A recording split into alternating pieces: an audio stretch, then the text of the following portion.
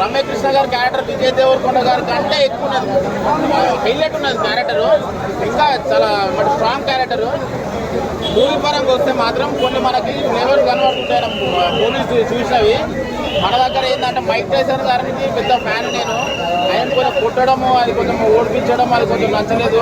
మనవాడు పోయిందే ఇండియన్ గెలిపి ఆ ఇండియా గురించి ఆడకపోవడం ఒకటి జస్ట్ ఓవరాల్గా మూవీ మన దగ్గర హిట్ అవుతుంది.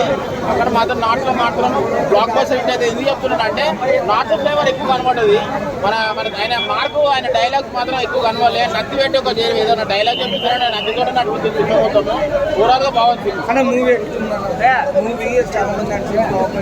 ఫ్లాప్ అంటే మన దగ్గర నేను అదే అంటున్నా కానీ నేను బ్లాక్ బస్టర్ హిట్ అంటలేను.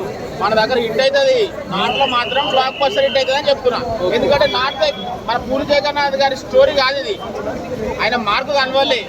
ఆయన ఇక్కడ అసలు తీసినట్టు తీస్తే మన ఎట్లున్నా మన రామ్కాంత్ ఎట్లా సినిమా హైలైట్ ఉంటుంది సినిమా. అది అట్లా అలాంటి సినిమాలు తీస్తే అక్కడ ఇక్కడ నుంచి అక్కడ హిట్ అవుతాయి. ఇక్కడ మనకి మామూలు హిట్, నార్త్లో మాత్రం బ్లాక్ బస్టర్.